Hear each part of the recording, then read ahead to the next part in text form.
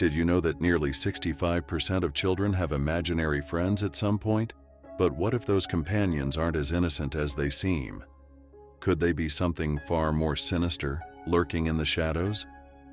Imaginary friends are a natural part of childhood development, helping kids explore creativity and cope with emotions.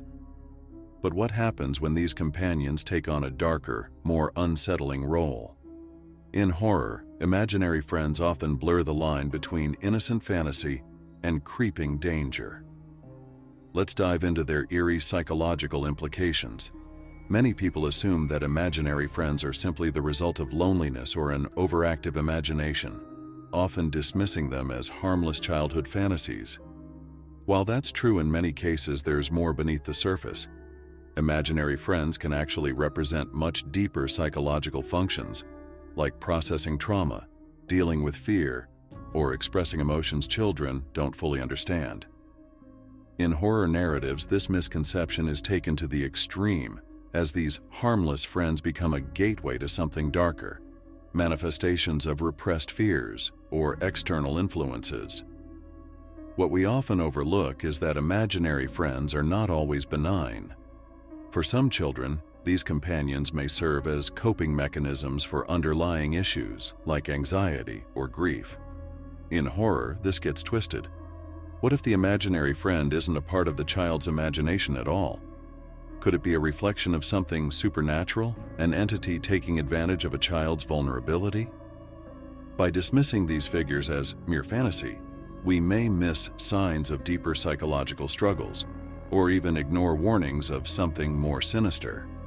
Understanding their true nature could be key, especially when their presence crosses the line from playful to disturbing. Psychological theories suggest that imaginary friends serve important roles in childhood development. For many children, these companions help them navigate emotions, develop social skills, and foster creativity. They act as sounding boards, allowing children to express feelings they may not yet fully understand, like frustration, fear, or even joy. Imaginary friends offer a safe space for children to rehearse social interactions, test boundaries, and create stories, helping them build problem-solving and coping skills. One prominent theory by psychologist Dr. Marjorie Taylor suggests that imaginary friends can help children explore their identity and gain control over their world. Through these relationships, kids experiment with different roles, friend, caregiver, or even leader, and practice empathy and communication in a risk-free environment. In horror, these same developmental benefits are twisted into something unsettling. Instead of being a healthy outlet for emotions, the imaginary friend might reflect unresolved trauma or the manifestation of deep-seated fears.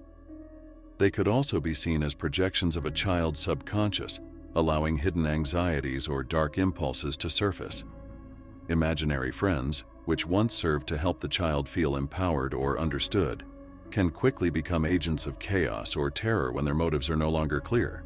The tension lies in whether these companions are tools for emotional growth or a window into something far more dangerous. A chilling real-life case that illustrates the profound impact of imaginary friends involves a young girl named Olivia.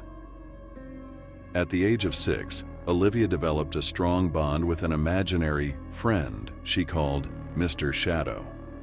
At first, Mr. Shadow seemed harmless, a comforting presence during a tough time, as Olivia's parents were going through a divorce. He was her confidant, helping her process her emotions when no one else seemed to understand. Her parents, assuming this was just a phase, brushed it off as an innocent coping mechanism. But as time went on, things took a darker turn.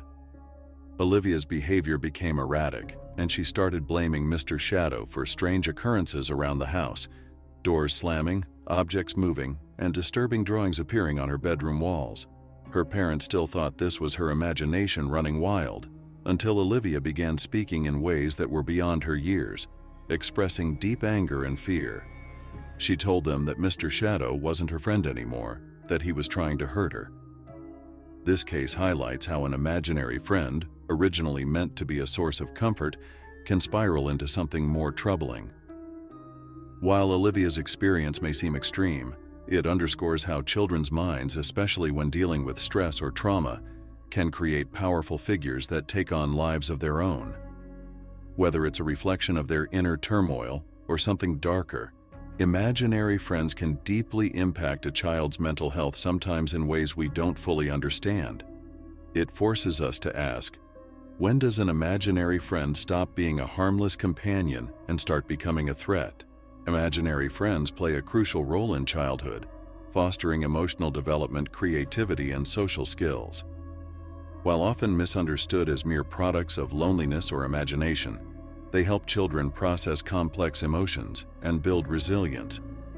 However, as we've explored, their darker potential in horror narratives shows how they can represent deeper fears and psychological struggles. Have you or someone you know ever had an imaginary friend? Share your experience in the comments below. Don't forget to like, subscribe, and hit the bell for more urban nightmares.